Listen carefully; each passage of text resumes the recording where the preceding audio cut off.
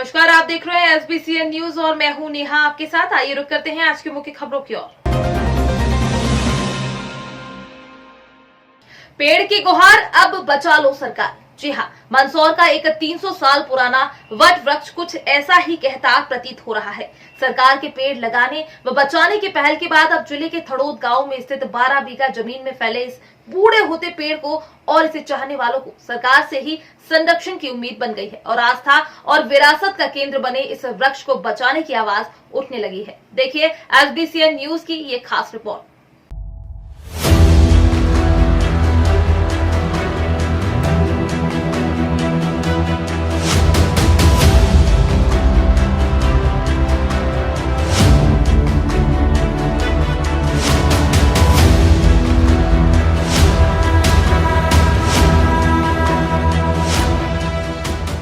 मंदसौर जिला मुख्यालय से करीब 15 किलोमीटर दूर महू नीमच हाईवे से लगे गांव थड़ोद में एक वर्षों पुराना वट वृक्ष है। ये वट वृक्ष इतना विशाल है कि जमीन पर करीब 12 बीघा 3 हेक्टेयर तक फैला है। इस वट वृक्ष के बारे में ग्रामीण भी सही नहीं बता पाते कि आखिर ये वृक्ष कितना पुराना है, लेकिन फिर भी जानकारों की माने तो ये लगभग 300 से 500 साल पुराना है। लेकिन अब ये बरगद का पेड़ बूढ़ा होने लगा है। वृक्ष की उम्र अधिक होने से तना व जड़ें कमजोर होने लगी हैं। जड़ें अपनी जगह छोड़ना शुरू कर चुकी हैं। गांव थड़ोद के ग्रामीण बताते हैं कि वृक्ष के चारों ओर मिट्टी की पाल बनाई जा रही है ताकि बुढ़ापे के समय वृक्ष को आवश्यकता अनुसार पानी मिल सके। बताते हैं कि वर्षों पुराने और करीब 12 बीघा क्षेत्र में फैले इस बरगद के पेड़ की छांव पहले इतनी घनी हुआ करती थी कि पेड़ के नीचे कई हिस्सों में धूप तक नजर नहीं आती थी। कई जगह अंधेरा सा भी रहता था और इसी वट वृक्ष के साए में हजरत गालिब शाह बाबा की भी दरगाह मौजूद है, जहां जिले भर से बड़ी संख्या में जायरीन बाबा की इबादत करने पहुंचते हैं।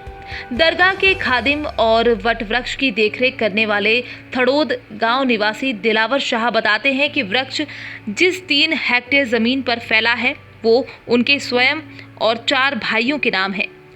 सालों से दिलावर शाह का परिवार पीढ़ी दर पीढ़ी गालिब शाह बाबा की इबादत और इस प्राचीन वट वृक्ष की देखरेख करते आ रहे हैं।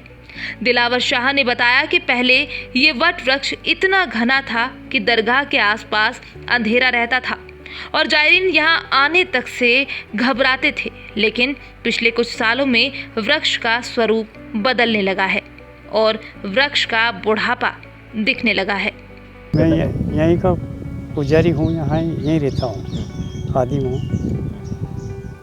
और ये बरगद का जो पेड़ है ये बहुत लंबा चौड़ा है, 10-12 बीघे पे, और इसका मतलब अब ख़त्म हो गया है। 700-800 साल पुराना है, ये अब ख़त्म होने लगा है, तो इसकी कुछ मदद कर दे सरकार तो अच्छी बात है। कब से हमारी तो कई पीढ़ी हो गई, अब कुछ गिनती नहीं है। यहाँ से बाबा के यही खिदमत करते हैं हम। कितने साल पुराना? ये तो आप मतलब स्थान 800 साल पुराना बता रहे हैं इतिहास में। और ये बड़ जो है क्या मालूम कब का है क्या है ये मालूम नहीं। पुराना हमारा अंदाज है कि 700-800 साल पुराना। अब ये साथ सीधा हो गया है, बहुत टूट गया बहुत है। इससे हमारे सरकार से निवेदन है कि आप कुछ मदद करें। सब एक जुड़ा हुआ ही था, सब दूर एक दूसरे से जुड़ा हुआ था। ये मेरे आंखों की देखी बात है, ये तो कोई गलत बात भी नहीं। कितना बड़ा पेड़ था और यहाँ कोई जगह भी नहीं थी फालतू ये रास्ते निकालना नहीं है। इतना बड़ा पेड़ था, अपने को धूप नहीं नज़र आती है, धूप भी नहीं दिखती थी यहाँ, ऐसा पेड़ था ये भारी। इतने लंबे यहाँ ये फैल गया, इसकी कुदरती कुछ काम था, फैल गया है। बाबा का करम हुआ, बाबा का मज़ार भी जब से ही है, तो अब कैसा मतलब बहुत टूट गया है, मतलब कम हो गया, नी के बराबर हो गया। जड़ें भी बाहर आ जाती है, जड़ें भी बाहर आ जाती है। पानी लोगों ने सबने पानी एक तरफ कर दिया, जो इधर ही होके निकले। इस एरिया का पानी सब इधर से निकले। बाढ़ में होके जाएगा पानी। तो अब ये इससे मतलब थोड़ा नुकसान हो रहा है। तो आपको हाँ, ऐसे ही लगता है।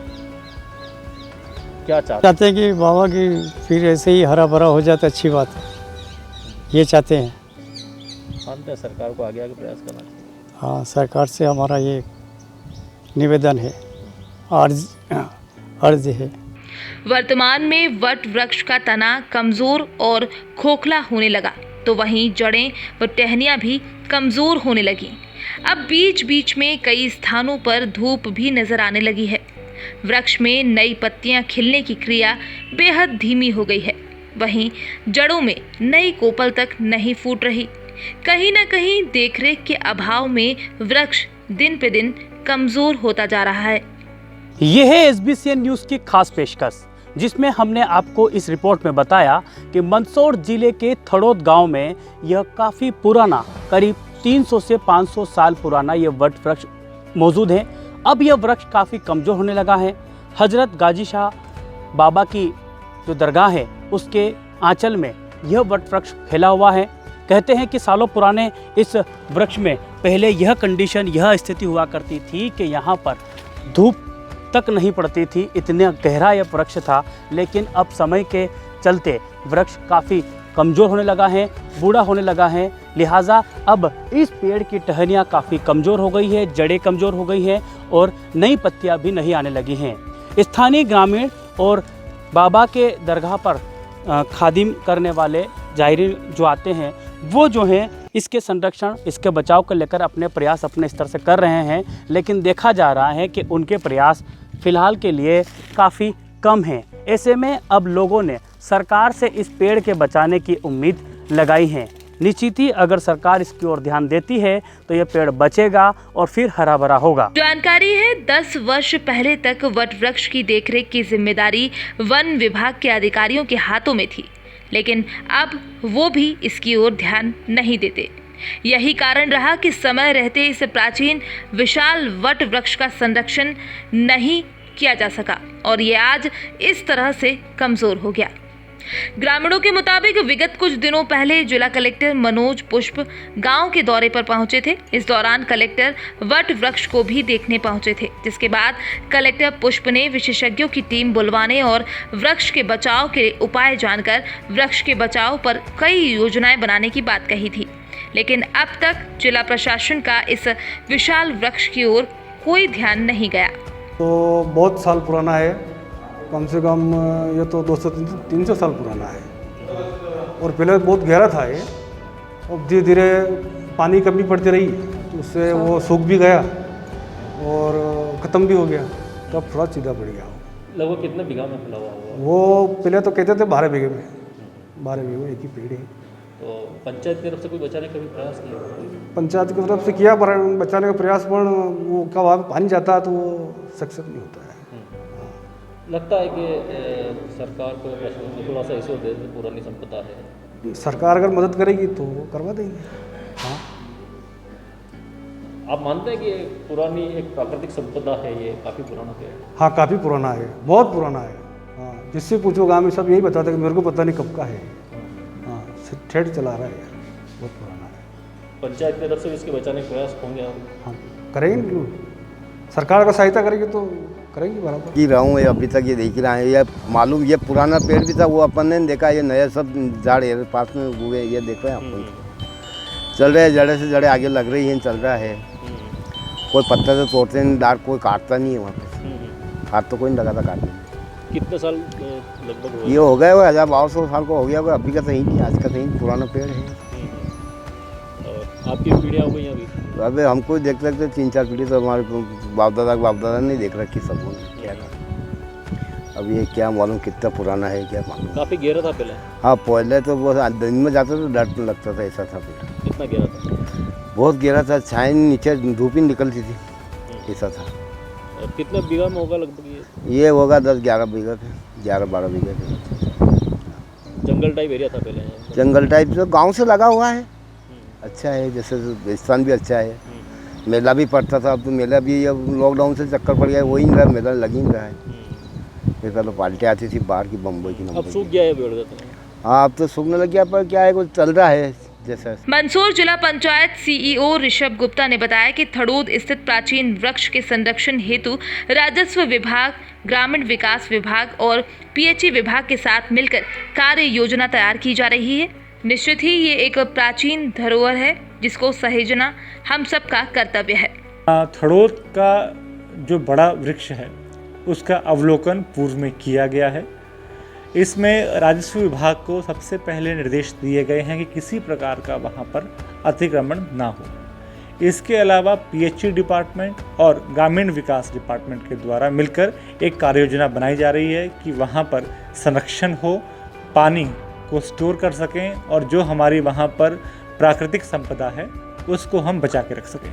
अगर इस वृक्ष की ओर ध्यान न दिया गया और यदि हालात यही रहे तो देखते देखते ये प्राचीन धरोहर इसी तरह धीरे धीरे नष्ट हो जाएगी और दिलावर शाह और उनके पूर्वजों की मेहनत भी इस मिट्टी में मिल जाएगी। कोरोना काल में ऑक्सीजन की कमी के मद्देनजर अब देश भर में वृक्ष लगाने व उनका संरक्षण करने की आवाज उठ रही है। ऐसे में मध्य प्रदेश सरकार को चाहिए कि थड़ोद गांव के इस प्राचीन वृक्ष के संरक्षण को लेकर आगे आए ताकि ये प्राचीन वृक्ष फिर से हरा भरा हो सके। देश और दुनिया में फैले कोरोना संकट के बाद ऑक्सीजन की किल्लत देखी जा रही है। ऑक्सीजन की किल्लत के बाद अब देश भर में पेड़ों के संरक्षण की, पेड़ लगाने की बात कही जा रही है।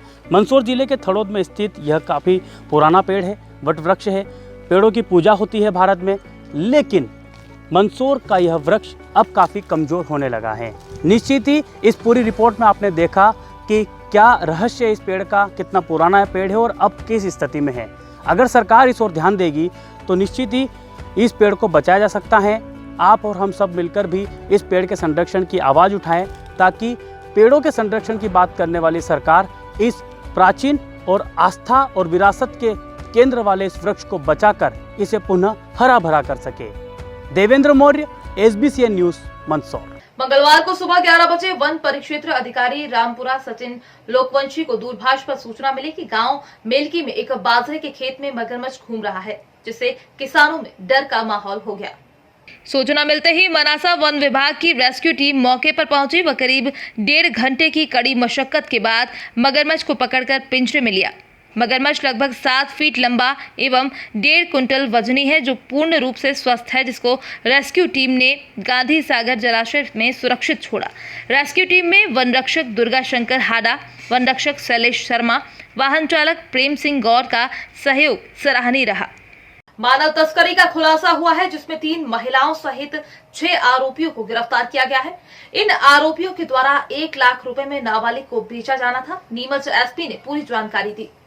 मंगलवार सुबह नीमच एसपी सूरज कुमार वर्मा ने बताया कि 10 मार्च को शहर में एकता कॉलोनी की एक 15 वर्षीय नाबालिग को बहला फुसलाकर अज्ञात व्यक्ति ले गए।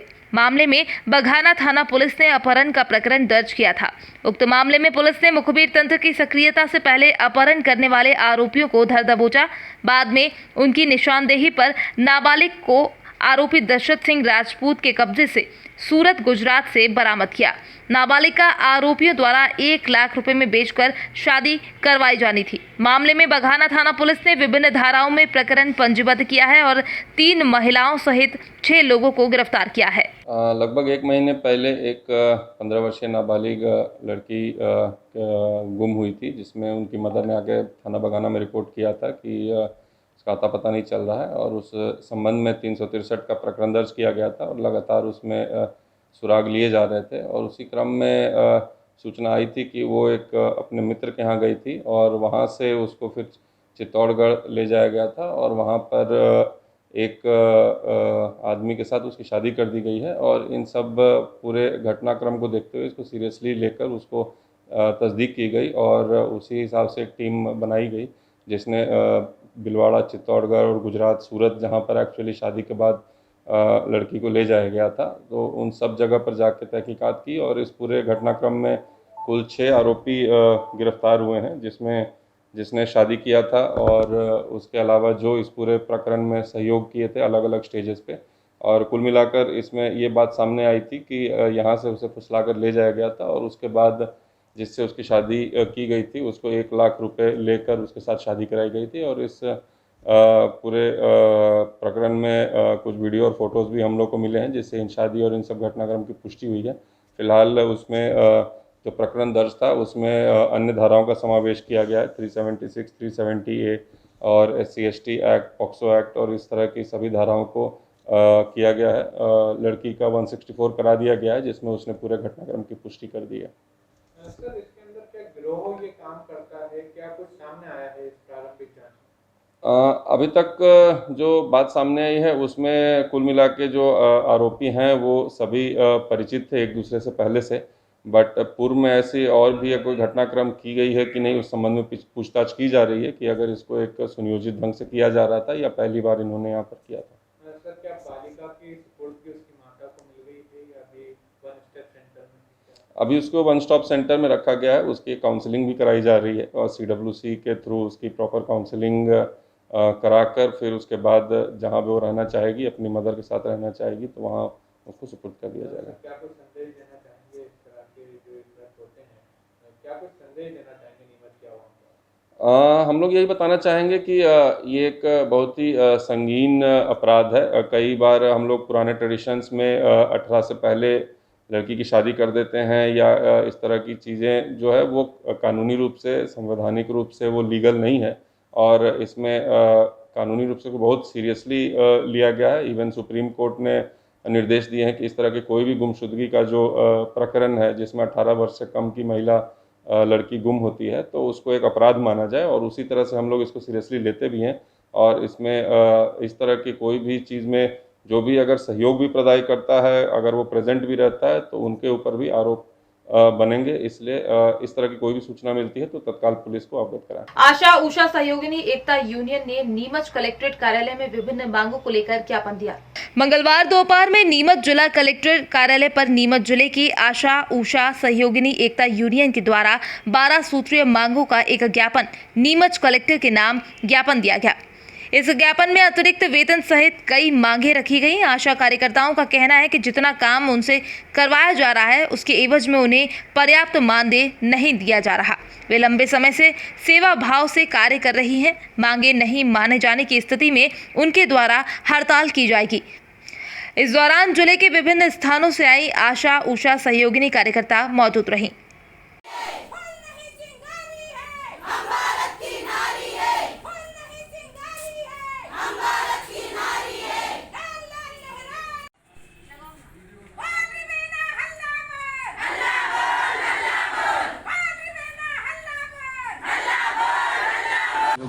के लिए जो है ज्ञापन दिया जा रहा है। और आप देख रहे हैं कोविड काल में प्रथम लहर में भी और दूसरी लहर में भी इन्होंने बहुत अच्छा काम किया। कोरोना योद्धा के रूप में अग्रिम पंक्ति में इन्होंने जो है लड़ाई लड़ी है कोरोना से, और मैदानी अमले के रूप में लोगों के घर जा जाके जो है सर्वे किया है, दवाइयाँ बांटी, सारा काम किया। लेकिन मध्य प्रदेश सरकार जो है इन्हें उचित मेहनताना नहीं दे रही है। इसी से रुष्ट होकर, असंतुष्ट होकर अनिश्चितकालीन हड़ताल करने का निर्णय लिया है। और अनिश्चितकालीन हड़ताल अब जब तक इनकी मांगें पूरी नहीं हो जाती, ये किसी भी प्रकार का सरकार का काम नहीं करता। क्या मांगे इनकी? मांगे इनकी ये है कि इनका न्यूनतम वेतन आशा का 18,000 रुपये, सहयोगिनी का 24,000 रुपये, इनको नियमित कर्मचारी का दर्जा दिया जाए, इनको तमाम सामाजिक सुरक्षाएँ, PF, बोनस, बीमा और जो इस प्रकार की सामाजिक सुरक्षाएँ वो प्रदान की जाए। 50 लाख रुपए का बीमा इनका फिर से किया जाए। और पूरे कोविड काल में जो आशाओं की मृत्यु हुई और जिनको अभी तक पैसा नहीं दिया गया उनको पैसा। लंबे इंतजार के बाद आखिरकार जिला न्यायालय के नवीन भवन का निर्माण कार्य शुरू हुआ। नीमच के जिला न्यायालय भवन का निर्माण इन दिनों कलेक्टर ऑफिस के आगे कनावटी रोड पर जारी है। इसका भूमि पूजन वर्ष 2020 अगस्त में हुआ था, मगर कोरोना महामारी के दुष्प्रभाव के कारण निर्माण कार्य की गति धीमी हो गई थी। मगर अब फिर निर्माण कार्य ने रफ्तार पकड़ ली है। करीब 34 करोड़ रुपए की लागत से बनाया जा रहा नवीन न्यायालय भवन काफी भव्य और अत्याधुनिक सुविधाओं से लैस होगा। भवन निर्माण के लिए 24 महीने का समय दिया गया है, जिसमें से बनकर तैयार होना है। नवीन भवन के बन जाने से वर्तमान न्यायालय में आ रहे जगह की दिक्कत दूर हो जाएगी। साथ ही अन्य शासकीय कार्यालय के साथ साथ न्यायालय भी शहर के कनावटी रोड पर शिफ्ट हो जाएगा। सोमवार मंगलवार की दरमियानी रात नीमच सिटी थाना क्षेत्र अंतर्गत आने वाले रिलायंस पेट्रोल पंप के नजदीक रात्रि में ढाबे से खाना खाकर लौट रहे युवक विनायक कल्याणी से बाइक सवार 2 बदमाशों ने बंदूक की नोक पर मोबाइल व पर्स छीन लिया, जिसकी शिकायत युवक के द्वारा नीमच सिटी थाने पर की गई। इस आशय की जानकारी देते हुए नीमच एसपी सूरज कुमार वर्मा ने बताया कि पुलिस सीसीटीवी फुटेज व अन्य तकनीकी माध्यम से आरोपियों की तलाश कर रही है। घटना की शिकायत दर्ज कर ली गई है और जल्द ही आरोपियों को धर दबोचा जाएगा। ये कल रात्रि में लगभग 12 साढ़े 12 बजे की घटना है। एक फरियादी ने रिपोर्ट किया था कि वो खाना खाकर ढाबे से आ रहा था, तो एक बाइक में 2 सवार आए थे और उससे मोबाइल और पर्स उससे छीन लिया और उसमें 384 में प्रकरण कायम किया गया और जो भी सुराग सीसीटीवी फुटेज इन सब की के बेसिस पे उसकी तस्दीक और सुराग उसमें तलाश किए जा रहे हैं। मंगलवार सुबह नीमच एसपी सूरज कुमार वर्मा ने पत्रकारों से चर्चा के दौरान जानकारी देते हुए बताया कि नीमच पुलिस साइबर अपराध को रोकने के लिए लगातार कार्यवाहियां कर रही है। उन्होंने लोगों से अपील की है कि वे किसी भी तरह के वित्तीय धोखाधड़ी होने पर या इसकी शंका होने पर नजदीकी पुलिस थाने, बैंक इत्यादि से संपर्क करें और इस तरह के आपराधिक प्रकरणों से बचने के लिए जागरूक बने, किसी भी व्यक्ति के झांसे में न आए। आपको जैसा कि ये विदित है कि ये एक तरह की एक सोशल इंजीनियरिंग बोलते हैं इस क्राइम को। ये इसमें कोई ऐसा नहीं है कि कोई ज़बरदस्ती किसी से किया जाता है कि कोई बड़ा आदमी है तो उससे हम ज़बरदस्ती नहीं कर सकते, या कोई बहुत शक्तिशाली है, ब्यूरोक्रेट है, ऑफिसर है, तो उसके साथ ये घटना नहीं हो सकती। ये एक सोशल इंजीनियरिंग है। आप उसके कभी रिश्तेदार, कभी दोस्त, कोई इस तरह से आप बन जाते हैं। तो जो भी कोई भी आदमी इस तरह के झांसे में कई बार आ जाता है। Even bank managers, bank employees भी जो दिन भर इसी चीज़ में डील करते हैं, वो भी कई बार इस तरह के फ्रॉड का शिकार हो जाते हैं। तो इसमें कुल मिला के एक तो मेंटल अवेयरनेस रखने की ज़रूरत है। कोई भी चीज़ आदमी आपको इमोशनल ब्लैकमेल कर रहा है या कोई चीज़ कर रहा है तो आपको ये झांसे में ना आए, और आपको वेरीफाई करने के अनेक सूत्र हैं। आप फ़ोन कर लें, जो भी आपसे पैसे मांग रहा है आपका दोस्त बनकर या अगर बैंक मैनेजर बनकर, तो आप बैंक में ब्रांच में चले जाएँ।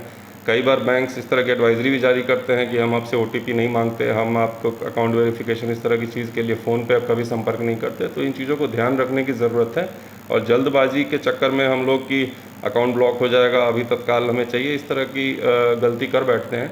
तो मेरा यही सबसे निवेदन है कि कोई भी चीज़ हो तो तस्दीक करें, और कभी भी शक हो तो अपने जो फाइनेंशियल जो आपके वो हैं बैंक हैं या जो भी हैं, या नियरेस्ट थाना, आप तत्काल आकर संपर्क करें, हम उसको वेरीफाई करेंगे और आगे के लिए आपको एडवाइस भी करेंगे। सर, क्या कुछ अभी पकड़ में आए हैं, सर कुछ मामला है जिसमें अपन ने सफलता हासिल करी है साइबर वाले? डेफिनेटली हम लोग लगातार इसको सीरियसली कंसिडर करते हैं। कोई भी साइबर अपराध होता है। इवन 3-4 महीने पहले भी एक मोबाइल और व्हाट्सएप पे हनी ट्रैप का भी मामला सामने आया था, जिसमें एक महिला एक यहाँ पर एक आदमी को मोबाइल पर व्हाट्सएप कॉल के जरिए ब्लैकमेल कर रही थी, और इसके पहले भी फेसबुक पे कई फेक प्रोफाइल बनाकर इस तरह की चीज़ें की गई हैं। तो कई में प्रकरण भी कायम किया गया, कई में उनके फेसबुक से बात करके उनके साइट्स को भी ब्लॉक कराया गया और लगातार इस पर कार्रवाई जारी है।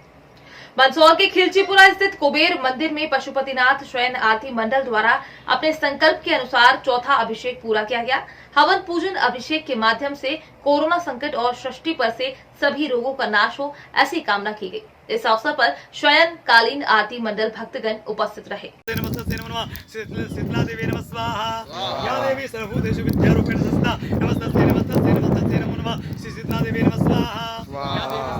शांति रूपेण संस्थिता नमस्तस्यै नमस्तस्यै नमस्तस्यै नमः शीतला देवी नमः स्वाहा या देवी सर्वभूतेषु आदि अनंत शक्ति स्वरूपिणी शीतला देवी नमः स्वाहा शीतला देवी हवना किरण्ताम नमः।